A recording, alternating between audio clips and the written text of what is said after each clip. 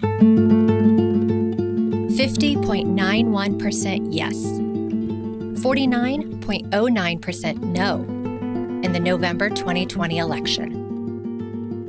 Colorado became the first state in U.S. history where voters decided to bring back an apex predator. The vote to reintroduce gray wolves was closer than any other measure on that year's ballot. It revealed something deeper than a simple yes or no. My first reaction was surprise, and my second reaction was, oh my gosh, I need to study what happened here. And so that's exactly what we did. Becky Niemiec, a social scientist from Colorado State University, had surveyed Coloradans a year before the election. 84% supported wolf reintroduction. The actual vote, barely 51%. Either something had shifted, or her survey had missed something. She needed to find out which. And so we decided that the best way to learn what happened would be to do another survey immediately after the election, using the exact same methodology and participant recruitment strategies. And what we found is we found evidence of both of those hypotheses. In the post-election survey, Becky and her colleagues found that 64% of people surveyed supported reintroduction. So the first thing to note here is 64% is still very different than about 51%. And so this shows that public polling is very difficult and is often not accurate. Humans are complicated creatures. We can say one thing and then do something else. What's known in a survey as a response bias. In Becky's survey, she found this to be true. However, taking that into account, there was still a significant shift in public opinion. And Becky wanted to find out what influenced this. We asked people, where did you get your information from? They said news coverage. She and her colleagues then dug into Colorado's 10 major news outlets, looking specifically at their coverage from January 2019 to January 2020, when signatures were being gathered for the ballot referendum. One of the things that we noticed was the news coverage focused more on the negative impacts of wolf reintroduction rather than some of those positive arguments. So that suggested that the public may have read the news, saw all these potential negative impacts they weren't thinking about before, and then changed their beliefs and their opinions. This really shows us that while polling was off, absolutely, there was a shift in public opinion that may have been driven by media coverage.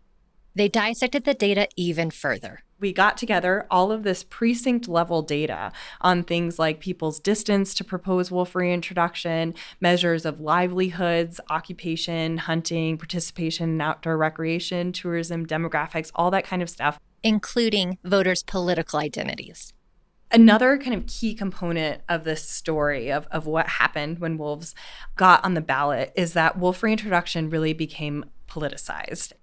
From national politicians to the governor's office to local county commissioners, elected officials were taking to the stump to weigh in. The issue was political, and how people voted often fell along partisan lines. We looked at the precinct level, what was the best predictor of people's votes on 114. And what we found is that votes for wolf restoration were most associated with support for presidential candidates. That was the strongest predictor. And specifically, individuals who voted for the 2020 Democratic presidential candidate were more likely to vote for Prop 114. In other words, Biden voters were more likely to vote in favor of wolf reintroduction, and Trump voters were more likely to vote against it. There's this growing body of literature looking at wolf reintroduction and management all across the United States that's increasingly pointing to the role of political party affiliation, sociopolitical identity in people's ideas and attitudes around wolves. Becky and her colleagues were sitting in the middle of a real-world social science experiment of a historic nature. One that could have significant implications for future conservation and land management decisions. So they tried to understand people's behaviors, beliefs, and opinions from every angle, including the role of political messaging and campaigns. One phrase kept coming up: across all media. Ballot box biology. Basically, it's this concept that we should be leaving all wildlife management decisions to the experts, that the public shouldn't be influencing wildlife management via the ballot, that's against science. And so, I actually think that phrase, I'm starting to see it more and more in media outlets and podcasts all over the place, not just in Colorado, but in the West. And so I think this is another way in which the public perceptions around wildlife are being impacted by wolf reintroduction. It's interesting how a simple phrase can carry so much complexity. That's often the case with political messaging campaigns. I think kind of this narrative that has come out of wolf reintroduction brings up some pretty fundamental questions around wildlife management more broadly, around, do we want to hear the public values in wildlife management? And if so, on what sorts of questions? And that's something that we as a society really need to grapple with.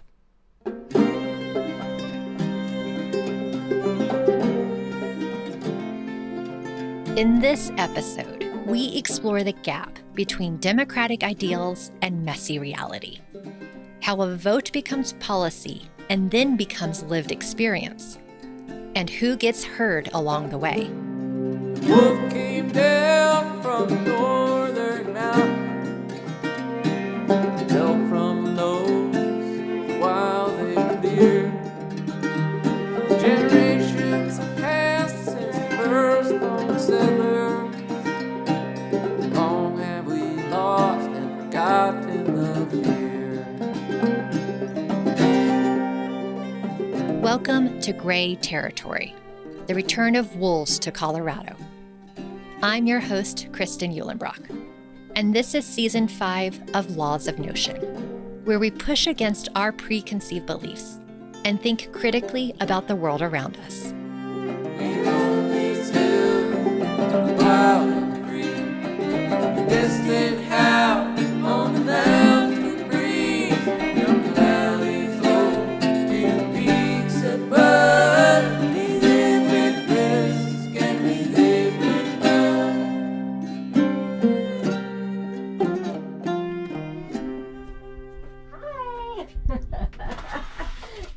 Hi, Bobby. They're very friendly. They're just very annoying. Stay down. We're so excited. Well, we have some dogs. Please yell at them for me. Stay down, pal. To understand why wolves became a ballot issue, we need to understand how wildlife decisions usually get made in America. Which is why I drove to the mountains of Colorado near Kremling to talk with someone who had spent her career studying contentious conservation issues around the world. My name is Kelly Dunning. I am the Timberline professor at the University of Wyoming in sustainable outdoor recreation. We're sitting at Kelly's dining room table. Research papers are piled on one end, butted against her standing desk. And through the window, you can see a few other houses dotting the open spaces where ranchers and wildlife have coexisted for generations. This community that we're in right now, Old Park, it's kind of one of those communities that remains affordable. You have a lot of middle class, working class folks here, a lot of producers, ranchers, farmers, a lot of retirees, a lot of families. Kelly moved here 2 years ago with her husband and 2 kids. She is the director of the University of Wyoming's Wildlife and Wilderness Recreation Lab. She researches conservation policy, where tourism plays a significant role in local identity. Her work has taken her into communities across the globe, knowledge that she's now applying to her own backyard. She studies what academics call multi-stakeholder governance. Basically, how to make decisions when everyone disagrees. Imagine the 2 people who disagree the most, whether you're talking about ocean policy or wolf reintroduction. We want to find public policy options that everybody can live with. I wanted to talk to Kelly because she's both studying governance and living it. She lives only a few miles from where the first wolves were released. The first year did not go well. I love wolves and I love rural communities. It didn't go well for wolves or for people out here.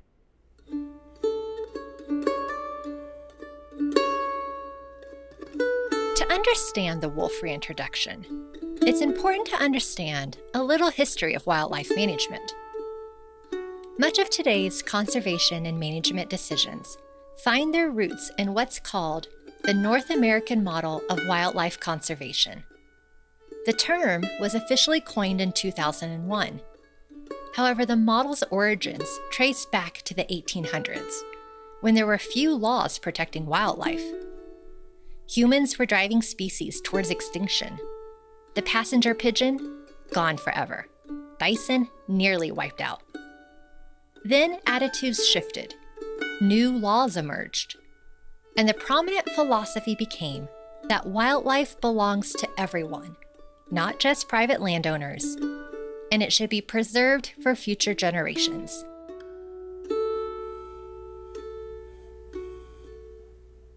The North American model. It's widely mimicked. Like, I have students from Nepal, I have students from India who come here to learn our system so that they can go to their home countries as very senior fish and wildlife folks and mimic what we do. So this is something that we should all, as Americans, be very proud of.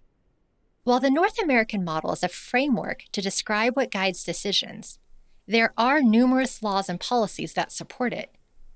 Kelly highlights a critical one. It kind of looks like this. The authority for decision-making over wildlife tends to rest with state fish and wildlife. And that is for game species. The most popular, obviously, out here is mule deer and elk. Now, you may say, well, what about species like grizzly bear or wolves? Those are listed species on the Endangered Species Act. It's the most widely mimicked wildlife conservation policy on Earth. It's the best. It has teeth. It works. It's effective. It brings species back from extinction. The bald eagle is the most famous example for our country. That is at the federal level through U.S. Fish and Wildlife. There is an interplay where states are in charge with all these recreational species. But when you are dealing with a listed species, that is something that you will work with the federal government with. One tenet of the North American model is that decisions should be informed by science, and that we should focus on the overall health of a species rather than any individual animal. And there is a tool used by many government agencies to do just that. One of the best teaching cases that we use in wildlife conservation is what's called adaptive management. Adaptive management means a strategy is informed by scientific information and evolving conditions. It provides wildlife professionals with flexibility and accountability. Kelly uses waterfowl hunting as an example. We take all of the numbers across 50 states for what waterfowl hunters have harvested, and scientists at like USGS and Fish and Wildlife, they say, what do our populations look like this year? Based on the take, what can they look like next year? And state biologists work with federal biologists on this amazing computational model to manage waterfowl stocks. And it's like modeled all over the world. It's one of the best success stories with sort of data-driven decision-making for species and ecosystems. In addition to how decisions are made, how they are funded is just as critical. Historically, those who use the resources have helped fund their conservation, like hunters and anglers. Most money for conservation in states comes from a state federal matching program for hunting license sales. In Colorado, for example, more than half of Colorado Parks and Wildlife revenue comes from licenses, fees, and permits. In addition to park entrance fees, the state issues about 1 to 2 million licenses to hunt and fish annually. This can be used to unlock federal money through programs that impose an excise tax on fishing and hunting equipment. Money that would be hard to come by without these federal taxes. Every type of equipment that's used for hunting, there's an 11% excise tax on all that equipment. And imagine telling an American, regardless of their political party, that you want to put an 11% tax on something. Nobody would agree to it. The user pay, user benefit model is one that draws attention because there's a direct line between the money, such as an excise tax on hunting equipment, and the service, such as support for a state wildlife agency's budget. This funding structure is important because it could influence priorities. Some argue that because the state receives a significant source of revenue from hunting and fishing, this creates an inherent bias towards managing wildlife for hunters rather than the broader public's values. However, if you examine all the funding sources, it is pretty complex and much more diverse. The federal government, nonprofits, philanthropy, and other revenue sources also play a role to support conservation and management. And looking beyond revenue streams to how our government agencies function, it's important to remember that they were designed to represent the public's interest. And often, this is through the direction of elected officials and public engagement processes. Here's Kelly again. Now, how does the state know what we want done with our wildlife? This is where nonprofits and community groups come into play. The idea of sort of asking people what they want to see. Nonprofits that work in conservation have increased over the years, as people often find it's easier to have their values represented as a collective. It's really kind of a pain to read the Federal Register every day or follow state season setting where they set the length of time for the hunting season and quotas and stuff like that. This is why nonprofit groups exist, to give us an organized venue that we can kind of get our thoughts together and kind of systematize, like, how are we going to talk about what we want with wolves or lynx or whatever it is. And she also points out that the system does include multiple ways for the public to engage and have their views heard. So one of the things that makes America's model for wildlife conservation so great is that we have a huge role for everyday people to get involved, whether that's a public comment period on something that impacts local wildlife or just community meetings. Because the public owns wildlife and the state holds it in trust for us. Kelly sees Colorado's wolf vote as a challenge to this system. Maybe back when I was a grad student, if you had said, hey, a ballot referenda, I would have said, that is a very new and innovative way to democratize the way that we think about and govern wildlife. Now that I've kind of seen it played out, I understand that when you give power a certain way, you take power away from another group. And who did the ballot referenda take away power from? Well, it's all of the scientists, experts, and specialists in Colorado Parks and Wildlife. They are typically the people working hand in hand with the federal government. For Kelly, this isn't just about the process of how decisions get made, but the people who work to build trust and relationships in the communities they serve. That is where the ultimate decision-making authority should rest. It's where you have a really big concentration of scientific expertise. It's where you have people who live hand in hand in rural communities. Like when you talk to ranchers about here, they know the local USDA or the local Park Service or the local Fish and Wildlife person, Colorado Parks and Wildlife person. I say trust the science and the scientists, and all the scientists, I torment them. They're my college students, so I've really put them through the gauntlet. And then they go and they get these CPW jobs, and like, I trust them, having trained them, to make these science-based wildlife and fish decision-making. And when we take that power away from the scientists, I'm worried about it, What's next,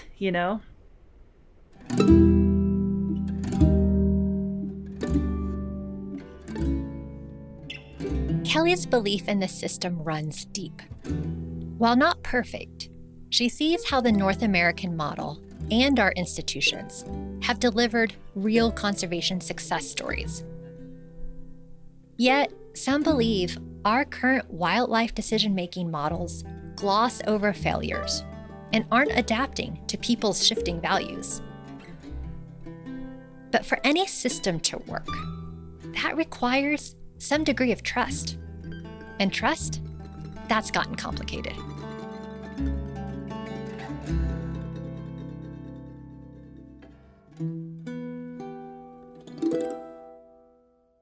Back on the Front Range of Colorado, Becky Nemec has also been studying how we make conservation and wildlife decisions. And she sees some significant problems with how it works in practice. So there's the idea of wildlife management being a technocracy. And this is the idea of wildlife management is solely a biological question. It should be left to the biologists. They can make all the decisions, and the public really doesn't need to be involved. And this kind of technocratic model of wildlife management has often been some of the narratives around the North American model of wildlife management. But when you actually look into how wildlife management decisions are made, in reality, these decisions are made at the intersection of biological research, absolutely, but also values. Biological information can really provide us with insight into how individual animals, populations, species, ecosystems interact and change. But ultimately, biological science cannot tell us whether we as a society want certain animals on a landscape or whether we want to protect or treat animals or kill animals in certain ways. Those later questions, those are actually value-based questions. And values-based questions are inherently political. Becky reasons that the North American model, despite its democratic principles, has historically privileged certain voices and values over others. Wildlife management has always been value-based. It's just that in the past, wildlife management has been typically making decisions based on what we call domination values that traditional stakeholders have. The whole concept of the North American model of wildlife conservation is we manage wildlife for people's benefits, for hunting, for fishing, to benefit people who are using animals in that way. But the public's values are starting to change. A lot of studies have documented this.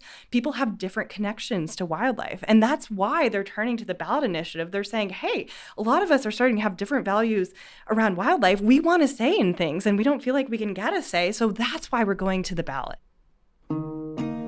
You may remember hearing this in the last episode from Rob Edward. He's the president of the Rocky Mountain Wolf Action Fund, who felt like he and the constituencies he represents had spent years trying to work within the system, but weren't feeling heard. There was no statement coming out that said, yes, the state of Colorado should take the bull by the horns and get wolves recovered so that they can get them off the state and federal endangered species list sooner rather than later. The state wasn't going to do that. The Colorado Parks and Wildlife Commission at the time wasn't willing to do that. But we had done our due diligence. We could say that proudly and fairly. But there wasn't going to be any movement if we didn't move it. Which is why they took wolves to the ballot.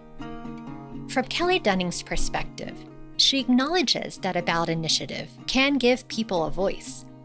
Yet the impacts of an initiative, should it pass, might be greater for some than others. The positive side of a ballot referendum is you really are getting the voice of the people, right? The flaw with this particular ballot referendum is the people that voted for wolves are not the ones that bear the consequences of wolf release. Most of the votes for wolf release came from more densely populated areas. And where were they released? Just down the road here in ranch country. And like with most divisive issues these days, there may be larger global concerns at play. I understand why people voted for wolf release. It's a once-in-a-generation extinction crisis. Wildlife is not doing well, whether we're talking about here, Southern Africa, Europe, wherever you're working, we're really genuinely in the midst of an extinction crisis. Who bears the emotional and real-life impacts of those crises? Future generations, our children and our grandchildren. The stakes are really high to do a good job to protect wildlife. And I think that the intentions behind this sort of thing, giving people the opportunity to provide input, are wonderful. What I would ask the listener is, if you want to provide input, have you ever done a request for public comment from your local Parks and Wildlife Authority? Have you ever been to a public meeting to get your opinion on wildlife set up by Colorado Parks and Wildlife? Have you ever been to a local chapter meeting of a nonprofit like Theodore Roosevelt Conservation Partnership? Have you ever done any of those things? And if the answer is no, I would encourage you to do that. That's your right. You're a public landowner, you're a wildlife owner. I believe that it is your job to provide public comment. Yet while Kelly believes in these roots of civic engagement, she acknowledges that most people don't engage in the ways she mentions. We're actually working on a study right now about why nobody does this. The numbers are historically low. Whether you're talking about Colorado or Wyoming, which are very different states politically, it's the same problem. People don't show up unless it's an opportunity to scream at your local parks and wildlife person, whether that's the feds or states. So what I would suggest as a middle way is really exercising your right as a public landowner, as a wildlife owner and steward, and finding out, like, what are the species that I care about? When are the next public meetings about these things where I'm asked to give my input, rather than the two extremes, which are like, nobody ever showing up and all the decision-making authority just resting with political figures, or the other side, which is we referendum everything. And for Becky Nemec, she sees opportunities to improve how our government institutions think and act.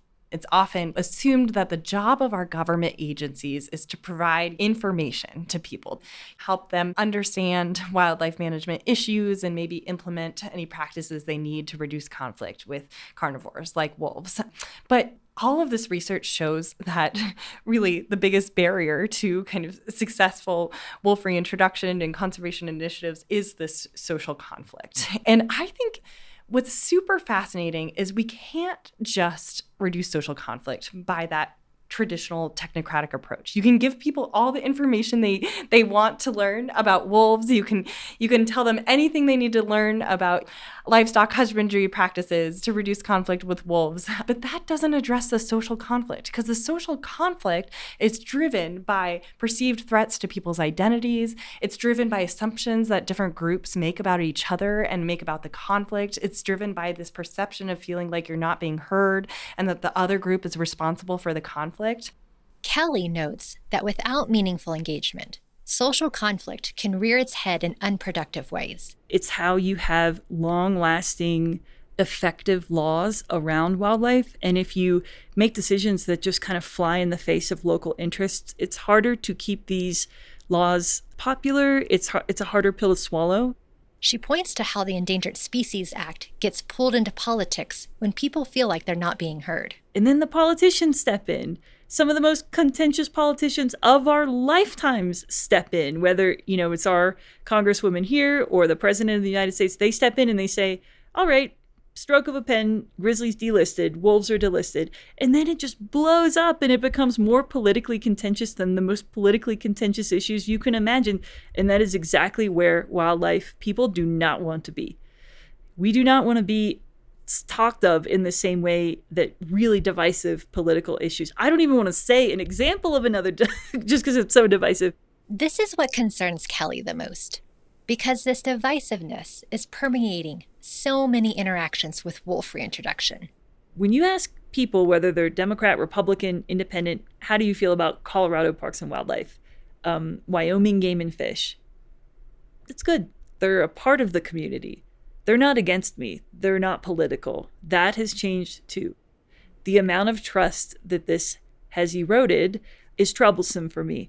Just from the perspective of how do we get back to not having this urban-rural divide, but of equal importance, how can we get back to having the everyday person in Colorado, whether you're living in Boulder or Grand County, have a lot of faith and trust in Colorado Parks and Wildlife scientists and managers? We have to get back there, and we have to get back there quickly, because when that trust goes away, people take things into their own hands.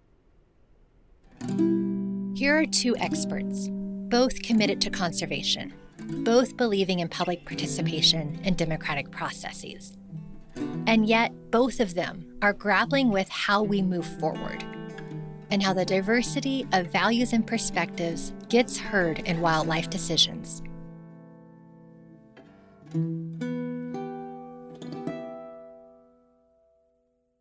The passage of the Wolf Reintroduction Ballot Initiative presented Colorado Parks and Wildlife with a directive from the voters, and the clock was ticking. Proposition 114 became state law, and state law is Colorado Revised Statute 332105.8. We know that number really well by now.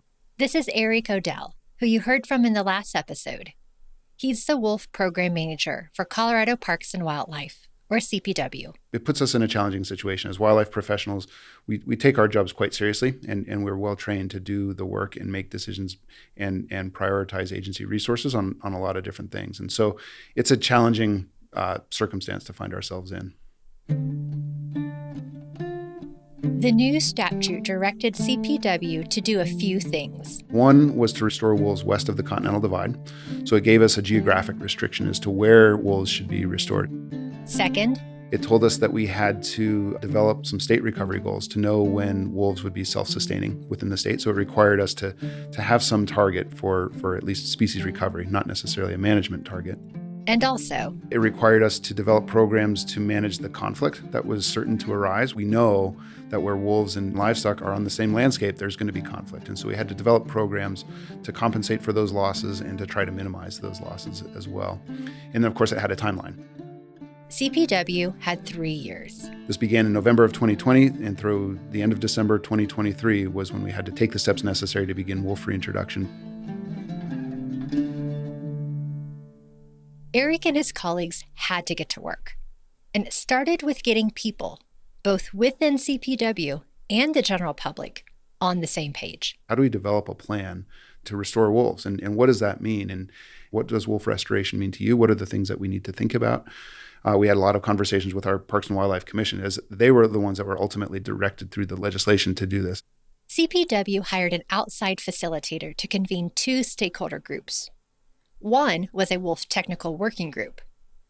This group focused on various aspects of wolf conservation and management, including population objectives, damage prevention, and compensation planning. And that was a group that was made up of academics, those that were involved in the restoration of wolves to Yellowstone in central Idaho in the mid-90s, people that were directly involved with wolf management in other states. We had county commissioners and then other agencies, federal agencies. The second group focused on gathering community input for CPW to consider as they were crafting the plan. And then we had a separate group that was called our Stakeholder Advisory Group. And this was a group that made up the whole spectrum that you might imagine that has opinions on what wolf management looks like. So it had NGO groups, wolf advocates, it had hunters, and it had agricultural ranching interests, as well as tribal representation, and county commissioners were on that as well. Over the next year and a half, these groups convened, looking for consensus on almost every possible question. What's an appropriate way of compensating landowners that are confirmed to have lost livestock through wolf depredation? What feels fair and what feels appropriate? How do we restore wolves? How do you capture wolves? How do you transport wolves? How do you release them? What are the different kinds of things that we need to consider? What are the numbers that we need to consider in that?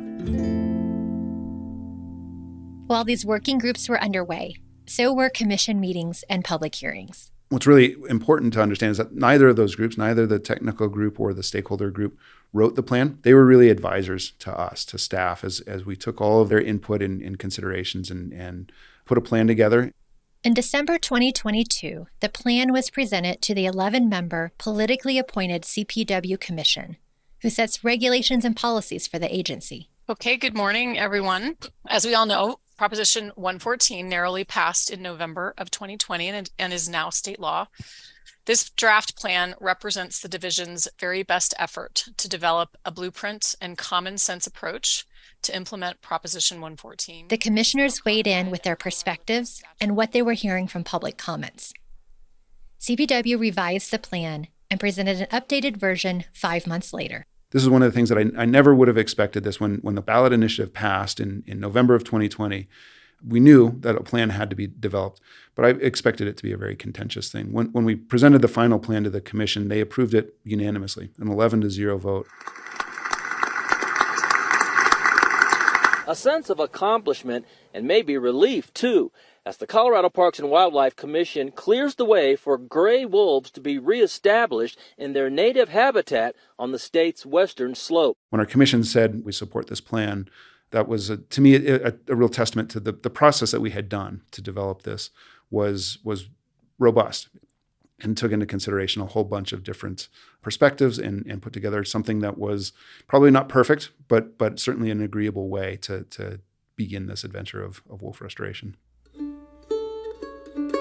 Many of the people who participated in the working groups and were part of the plan development have praised the process, even those who strongly disagreed with parts of the plan. The whole plan is built on compromise in a lot of ways, and it's built on an adaptive framework that we're going to learn as we go. So we certainly did not think that we got the plan right 100% from the very beginning. One question was, how many wolves are needed to become a self-sustaining population? We don't know what it's like to live with 50 wolves. We don't know what it's like to live with 200 wolves. And so it would be premature for us to make those kinds of thresholds within the plan at this point.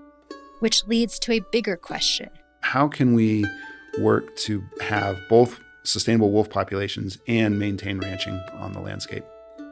And so one of those things was how wolves would be managed, and ultimately providing some opportunities in very, very rare instances where lethal management of wolves is appropriate. And that was something that we heard loud and clear from our technical group, that was something that needed to be included.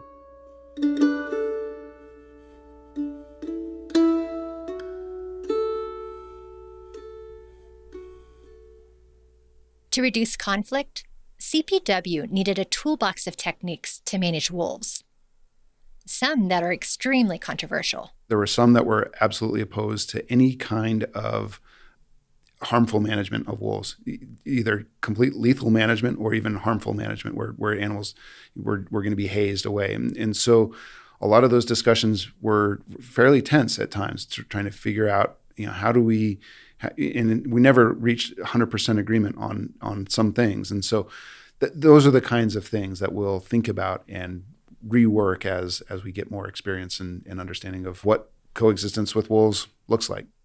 The plan passed in May 2023. And by the end of the year, CPW is aiming for the first release of wolves. Outreach began with states and tribes that had wolves on their landscapes. Specifically, populations that were not listed under the Endangered Species Act.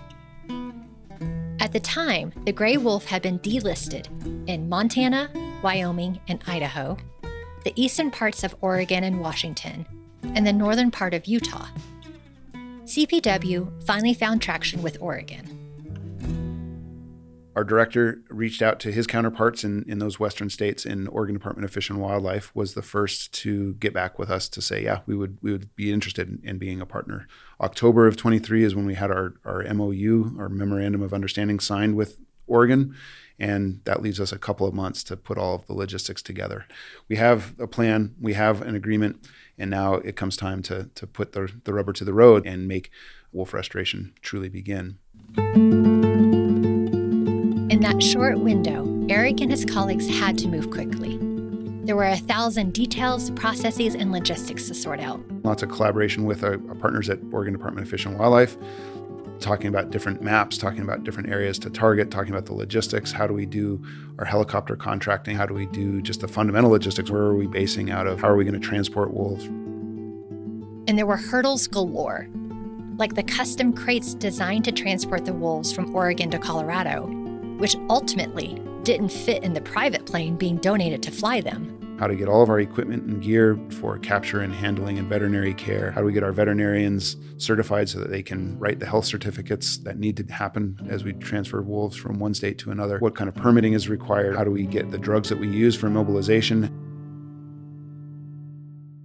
Somewhat controlled chaos, I think, is a good way to characterize it, because it was nonstop. Beyond the logistical obstacles, there were also legal ones. One tool CPW wanted was something known as the 10J rule. 10J is a section of the Endangered Species Act that allows the federal government to designate a population of an endangered species as experimental, giving a state flexibility to manage it. And so what happens in any endangered species, wolves or any species that's federally listed under the Endangered Species Act, means that take is prohibited. And take is a legal term from the Fish and Wildlife Service. And it means not only lethal take, not only killing an animal, but also harming or harassing or different kinds of ways that you interfere with natural behaviors of that species. What it does is it establishes a population as a non-essential experimental population. And so it relaxes those take prohibitions. And so it allows beanbags to be shot at wolves. It allows some incidental take to happen in otherwise legal activities. And in very precise instances, it allows lethal management of wolves. So some wolves can be killed even though they are a federally listed species. If CPW didn't have the 10J exemption, Once they released wolves in Colorado, the wolves would be considered federally endangered. The wolf reintroduction plan viewed the 10J rule as a critical management tool to help reduce conflict that may arise. And so without 10J, our hands are really tied. It's a fully endangered species on the landscape, and you really can't do much of anything to try to change any undesirable behaviors of those animals. Plans for reintroduction continued while CPW awaited the 10J exemption from the U.S. Fish and Wildlife Service. They got it on December 8, 2023. At the same time, the CPW team was looking for a weather window, hoping to get some snow cover in eastern Oregon, so it would be easier to spot wolves that they could capture. Then we start to head out to Oregon at the beginning of December. And as we're doing that, I mean, this is truly as we're pulling out of the parking lot with our pickup trucks full of crates and all of our capture gear, a lawsuit is filed against the Colorado Parks and Wildlife and U.S. Fish and Wildlife Service by some livestock production groups, asking the courts to put a cease and desist on our translocation efforts. Ultimately, the case was dismissed and we were cleared to move forward. The team got to Oregon and got to work. And it didn't take long before they had captured their first wolf. We caught 10 wolves in less than a week. The wolves were flown back to Colorado. And between December 18th and 21st, all 10 were released on the western slope. Eric remembers the day of the first release. We put the crates on the ground, and it was very calm. You could smell the wolves. The wolves have a very distinct smell. I had gotten accustomed to that because I had just spent 4 hours flying in the airplane with them. But to those that had not seen a wolf before, that was part of the novelty of that. And so the crates were put on the ground. Very brief kind of comments were made, primarily by the governor. And then it became time to open the crates. And so we did this very methodically, one at a time. Some of the wolves came from the same pack, so CPW wanted to release them together. The door opened and the animal, you see the paws go out and touch ground for the first time. It went up a little hill, and then all 5 of them took different paths. 4 of them took different paths. One took a path through the woods. But they would go up to the small top of the hill. One animal turned back and looked back at us and carried on. So it was a matter of just a few seconds from the time that they left the crate until they were to the top of the hill and then out of sight.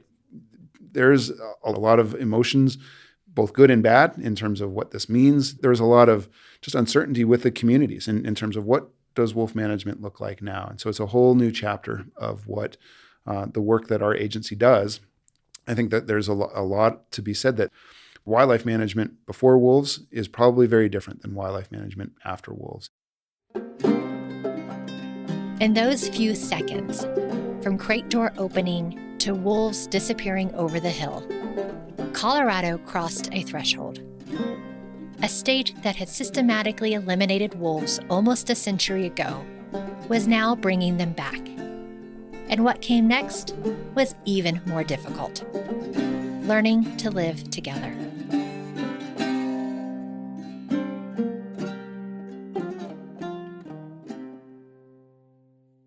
Colorado's first wolf release happened in Grand County, roughly 60 miles west of Boulder, in an area called Middle Park.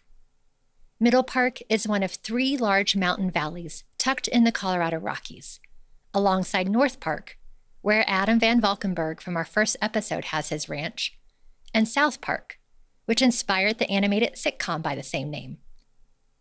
Middle Park serves as the headwaters of the Colorado River, land that Ute tribes once inhabited seasonally, and the Arapaho and Cheyenne used to hunt. Today, many ranching families can trace their roots back through multiple generations, including Tim Richard.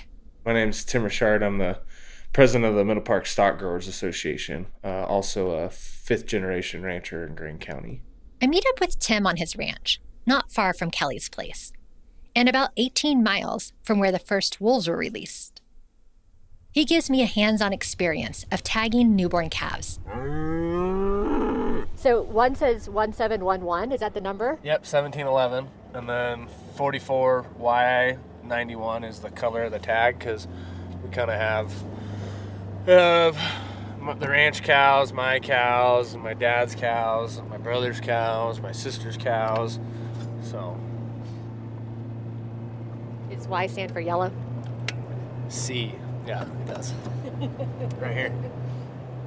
I always have to check the sex, so I know, because the way we do it is we tag them specifically.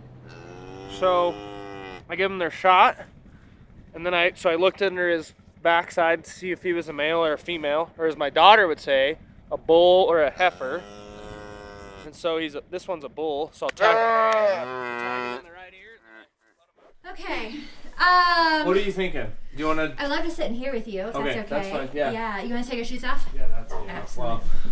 Well, my wife's not home, but I was walking through my house with my shoes under there, so she was bad. Sitting with Tim at his kitchen table, he remembers the moment he heard about the first wolf release. I had some friends that were down there and saw all the cars and came to service and called a bunch of people and said, hey, they're doing it right now. And we were all like, whoa. And, so then it got real. People started paying attention to what was going on. And on the whole ballot deal, I think we all kind of sat on our hands because we go, there's no way this will pass. And then obviously it did. A new reality was setting in. Right after they dropped them off, people were reaching out to me and asking stuff. And, we had no idea. I think our county commissioners, our county manager, nobody knew. Nobody knew anything. One challenge Tim and his neighbors were experiencing was knowing where the wolves were at any given moment. It's hard because the collar data is so delayed. And so they might call you and say, hey, there was a wolf here, or there was wolves here. Well, what we don't know is, was that at 8 o'clock last night? Was that at 4 o'clock this morning? Because that's a big difference. Releasing wolf data is complicated for a couple of reasons. Partly because of the sensitive nature of the issue. For example, there are concerns about people trespassing on private land to catch a glimpse of a wolf, or that someone would kill one. But also, there are limitations to the actual data. The collars only upload a signal about once a day, and you can't predict where a wolf is headed. These factors were creating a challenge. Ranchers were looking for more information, and CPW could only provide so much. Tim sees this as one reason why things started to break down. I think that's where the lack of trust started, was they weren't telling us anything. They weren't telling us where they were. It just started.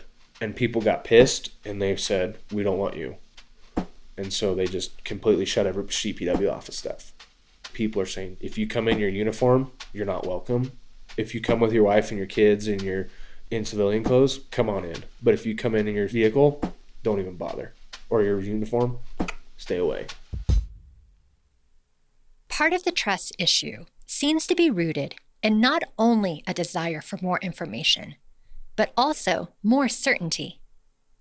If this happens, then what? For example, when wolves were first released, Tim notes that the compensation program hadn't been completely figured out, and the state lacked a definition for chronic depredation, meaning a wolf or pack repeatedly injures or kills domestic animals over a specific period of time. This was one reason why CPW wanted a 10J exemption, so they could reduce this type of conflict before it happens. Most ranchers I spoke with don't mind wolves. It's when wolves begin interfering with their operation, whether harassing their livestock or actually killing something, that they have issues. Tim and others were also asking for a more responsive system.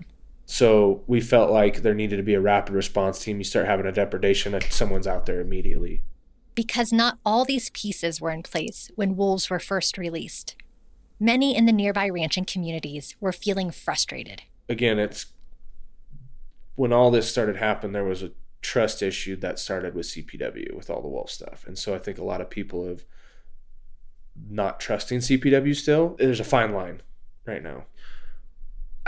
Where it's going to get tricky is if you find something dead, keeping that preserved until somebody can get there to look at it. And that's why we really push for a third party person to do that. That's what we really feel needs to happen, because Once again, the trust with CPW is CPW has the collar data. CPW can confirm the kill. CPW is the one that pays us. So they're the judge, the jury, and the executor. This all came to light for Tim's neighbors. Just a little over 3 months after the release, Colorado confirmed its first wolf depredation. The first confirmed depredation was April 2nd, 2024. We believe there was others before that. But because of the lack of knowledge and training, nobody understood what a wolf kill was. Nobody. Not us, not CPW. I probably was on the phone from 8 in the morning till 10 o'clock at night. I mean, like, whether it was talking to my friends about what was going on, whether it was talking to Colorado Cattlemen's Association about what was going on. Hey, this is what we're dealing with. This is what we're doing. This is what we need. Like, whether it was talking to CPW, whether it was talking to reporters, like, you name the news outlet or paper, I probably talked to them. Tim is talking about what became known as the Copper Creek Pack. The pack formed in the spring of 2024 after 2 Oregon wolves mated and gave birth to 4 pups. Members of this pack ended up killing more than a dozen sheep and cattle and put extreme stress on multiple ranching families. The stress that those guys went through with all this was unbelievable. I mean, maybe sleeping 2 or 3 hours a night, going out, chasing that stuff off. And I mean, it was unbelievable. And I think the impacts, there was much, much more impact than people realize. And I think that we'll even know.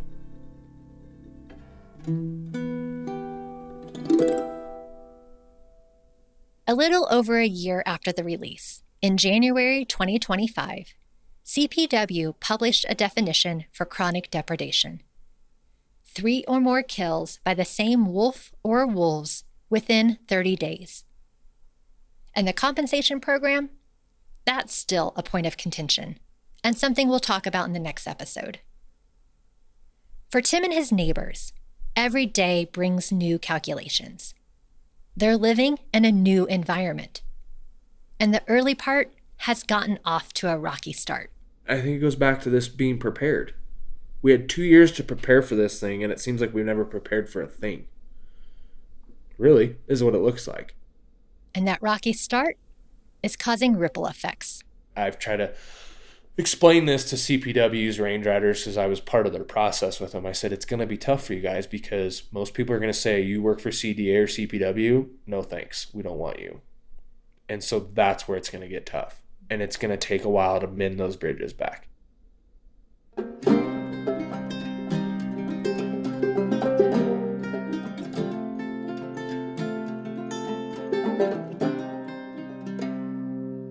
The wolves introduced to Colorado in December 2023 carried more than just GPS collars. They carried a democratic experiment. A historic vote had become policy. A policy became 10 wolves on the landscape. And now those wolves are encountering the reality of modern Colorado. With it come questions that cut to the heart of democracy itself. How does a plan that was built to adapt, to learn, to evolve, translate for those seeking answers today? And when trust breaks down, how do you build it back? Next time on Gray Territory, we hear from a ranching family who experienced what it was like living next to the Copper Creek Pack. My guy was down there at 6:30 and he called me and he said, hey, there's another dead calf down here. And then at 6:45, I got a phone call from CPW and they said, the wolves pinged right in the middle of your cows. And we ask big moral questions about how to navigate today's environmental challenges. Almost all wild animals are at their lowest populations in history, and that trend will continue unless we help to elevate and prioritize the idea of coexistence. The wolf came down from the northern mountain, fell from the nose while they were deer. Generations have passed since the first lone settler. Long have we lost and forgotten the fear. Laws of Notion is a production of the Institute for Science and Policy at the Denver Museum of Nature and Science. To learn more, visit lawsofnotion.org. I'm your host, Kristan Uhlenbrock. This episode was produced by me, Trisha Waddell, and Jordan Marks. Sound design by Seth Samuel. Additional support from Kate Long, Max Newmeyer, and John Sanderson. Original music composed and performed by Brett Kretzer with Andy Reiner and Dr. Joy Adams. Additional tracks by Epidemic Sounds. For a full list of credits, check out the show notes. If you've enjoyed listening, please rate and review this podcast and consider supporting the Institute. Learn more about us at institute.dmns.org.